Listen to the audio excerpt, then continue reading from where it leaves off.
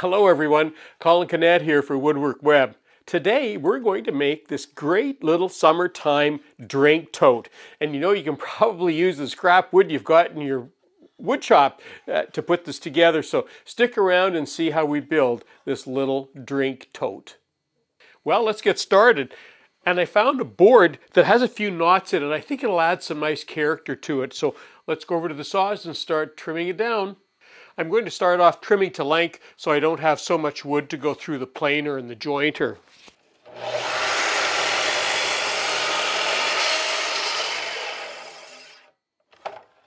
This is a rough cut board, so the first thing I need to do is plane one face and then plane a 90-degree edge to it.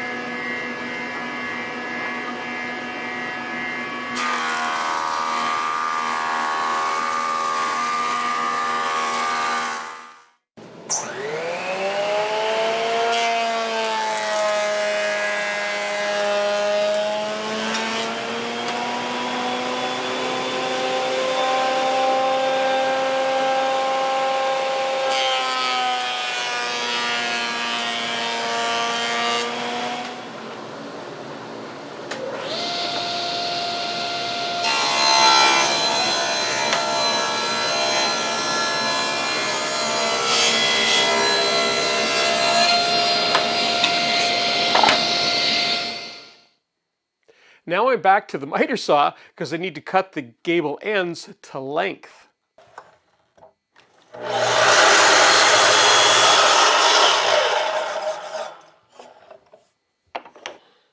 So here's our two gable ends, and if you look at this one, you'll notice there's a line on it, and this is where the handle will be at the top, and this line, of course, is to go up to the top.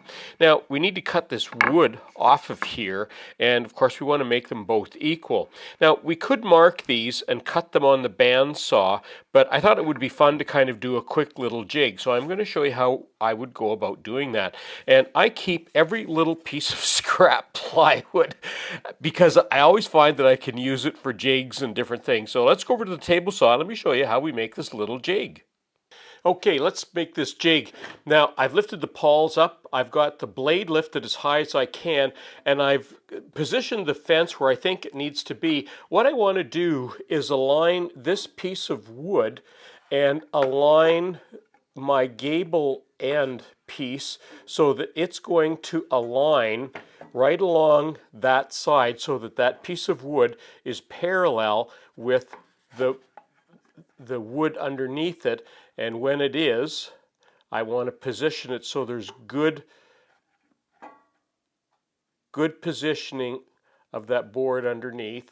And that looks like about right there. So I'm tight against the fence. I can see the line on here. And if I put my hand down there and that's not going to move, all I need to do now is to draw a line like this. And now I can cut this out.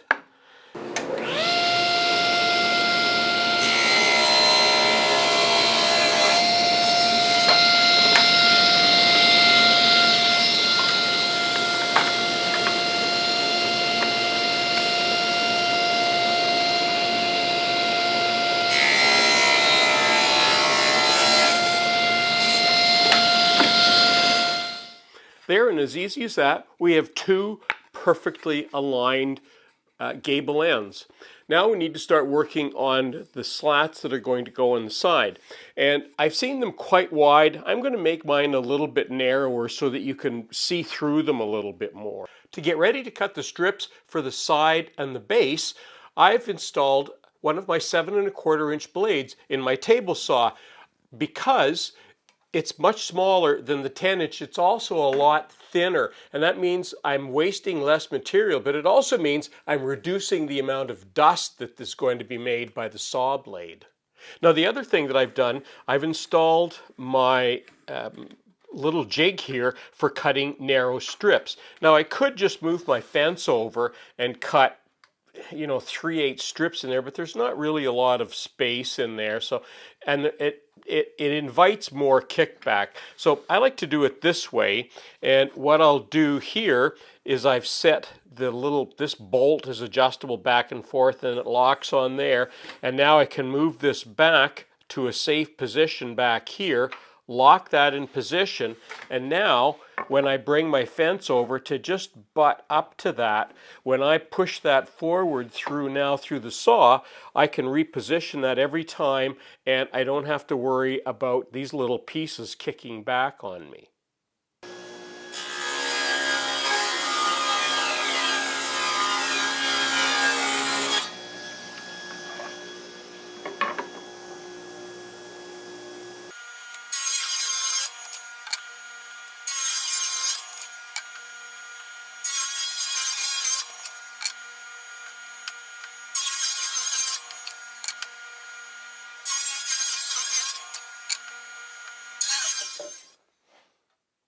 I'm now ready to cut all of my strips for the sides and the bottom. And in order to speed this up, what I've done is I've put a stop block. I've cut one and measured from my blade to this stop block so that I don't have to measure each one of them. But I'm going to have to trim some of them because you can see that some of them are cracked in the ends. So this one here, I would cut that off there, move the piece out of the way, then slide it down. So let's get started and do that.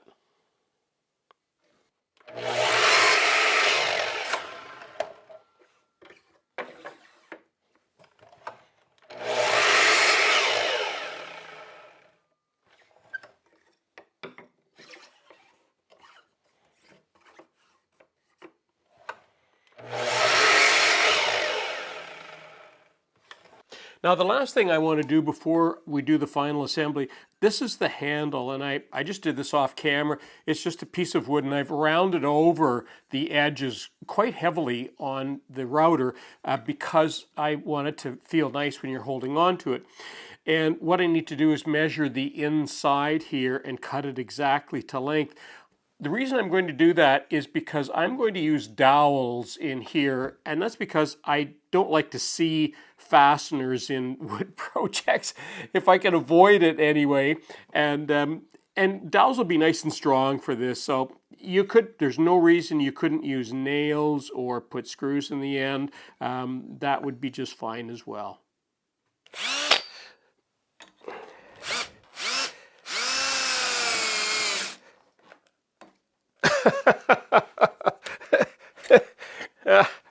I love this. I love this drill, but I'm really going to have to get another battery for it. Well, we'll be back in half an hour.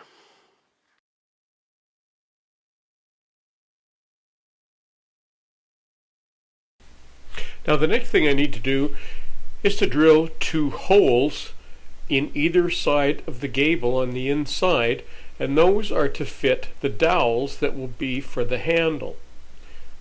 Now in order to position the doweling jig, I simply took the 2 cutoffs that we used when we cut the gables off, and because they're at the same angle, I can just position those on there, and that will automatically center that doweling jig so that I make sure that I get the holes absolutely vertical and in the center.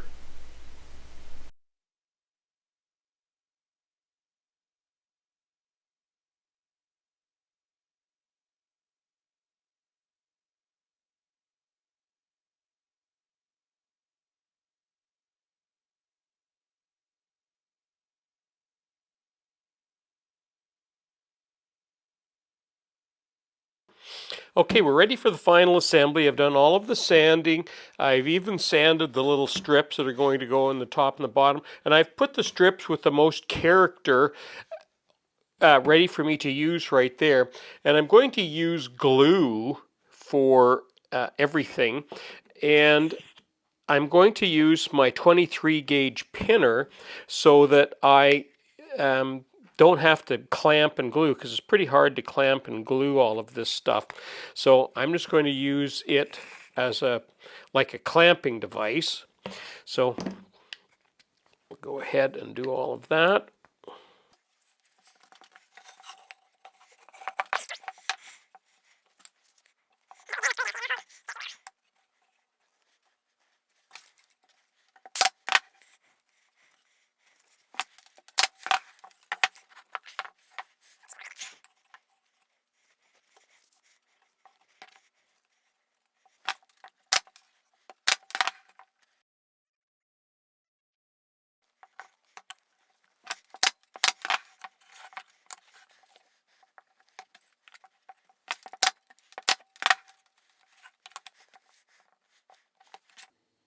I have our tote all assembled. Now I need to put a finish on it. This would be a perfect situation where you could use a spray, one of the glossy sprays, or you could paint it. I'm going to use some shellac on it, and when we come back, we'll show you what it looks like. Oh, and I've got a surprise for you too. You want to hang around and watch that too.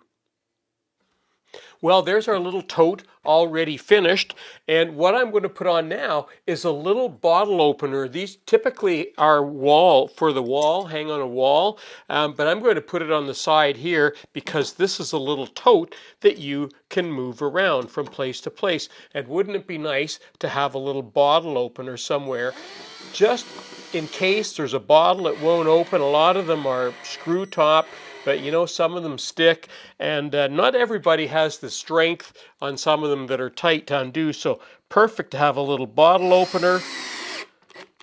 And there we are, we're done. Well, and that concludes my video on making the little summertime drink tote. What a perfect little thing. You know, you could use this for a gift. If you're somebody who sells wood things at farmers markets or craft fairs, this is a perfect little thing, especially this time of year when we're just coming up to spring and summer. And you know what?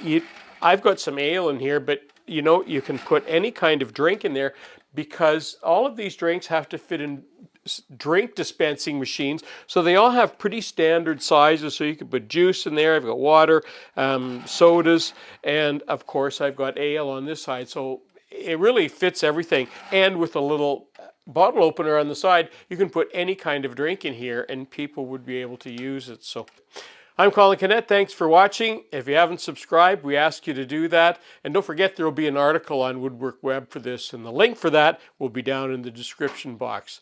Stay tuned because we've got lots more builds coming.